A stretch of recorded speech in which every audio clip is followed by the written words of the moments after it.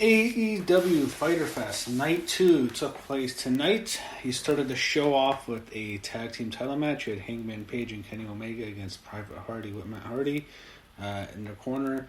This was alright. We knew who'd win. It was a good opener. I just couldn't get into it because the finish was so obvious. And that's not to say that I don't like Hangman and Kenny. Obviously, I like them. I'm happy they win. I don't want to see Private Party as champs, but it was just I couldn't take Private Party seriously as contenders. But it was a good opener.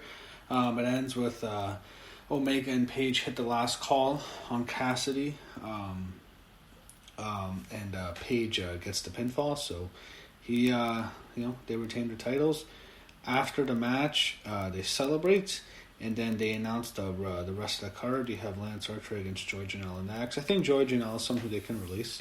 I've been saying that there's guys who I think, 3 guys I think they could release just because they're not any good. They're veterans. I mean, you don't have to release them. You can use them as, I don't know, I can't say trainers, but backstage personalities. I don't need to see Joey Janela on my TV anymore. I don't need to see Kip Sabian. I love Penelope, but Kip can go. And the third one is Sean Spears. I think those 3, they can get rid of them. No need to keep them around. Sean Spears, Janela, and Kip Sabian can all go. But Lance Archer gets the win. Pretty obvious. Janela's a complete bust in AEW. Nothing here. He had Cody appearance on the Hot Ones game show. They advertised it. They had the match continue until Archer eventually gets the win. Darby Allin, they do a video package for him, and what he does is it's a video package, and he's been out for a ring, and he hasn't forgotten what Brian Cage did for him, and he did like a coffin drop off a tom platform onto a foam pit. It was alright. They have Tony Schiavone introduce Taz and Brian Cage. Not into these guys. I'm kind of bored with this. I'm sick of Taz.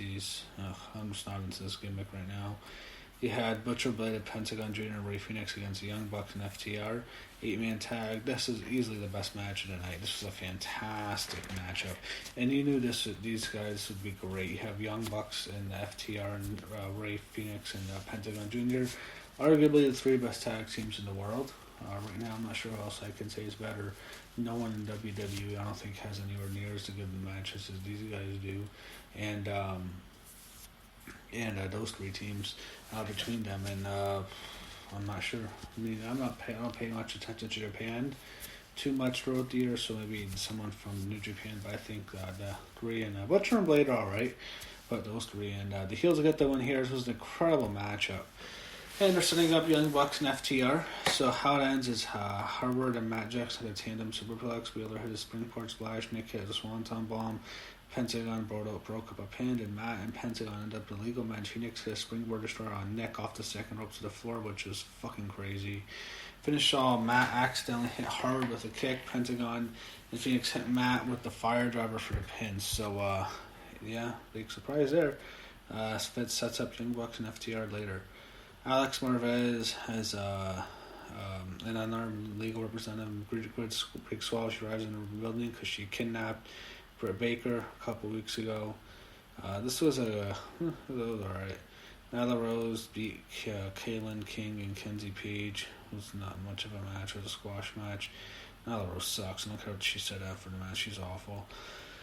Colt Cabana was in the trainer's room, and he has hematoma after what happened to him last week, and they had Mr. Brody Lee on her, and I was not that into this feud. He had Brody Lee, Colt Cabana, Stu Grayson against Scorpio Sky, Frank Kazarian, and Kip Sabian, SCU. Good matchup here, not great. I thought it was good. It was alright. This doesn't necessarily feel like a pay-per-view. It just feels like a match. It feels like Dynamite. It doesn't feel like Fyter Fest. And of course, it's Wednesday. You have to lose some of the atmosphere because of the day of the week. Your programs for Dynamite, it doesn't feel like a special show at all. That's how I was feeling about it. The heels got the win here. You had Cody defending the TNT title and an open challenge next week. FTR against Lucha Bros, Omega and Bucks against Jurassic Express, and Moxley and Cage. So you have some good matches next week. He had Big Swall go after Britt Baker, and she throws for suspension papers at Britt Baker's nose, and Britt Baker sells it like she'd been shot in the face. I thought she was entertaining here. I think Britt Baker's a good heel. Next, main event, Chris Jericho and Orange Cassidy. So they have a good main event, it's just they couldn't compete with us on the other channel. They got blown away there. I'm sure Jericho's not going to be happy when he sees the ratings. I think NXT's going to smoke AEW this week. I'll talk about the title for NXT next match. But this was a main event here. Jericho won. Good matchup here. Good main event. Orange Cassidy, I can't take him seriously too much. But I like him as a character, as a comedy character. I just don't take him seriously as a top guy. But Jericho gets the win. And he gets hit after he hits Cassidy with the Judas Effects. And that recaps AEW Fyter Fest Night 2.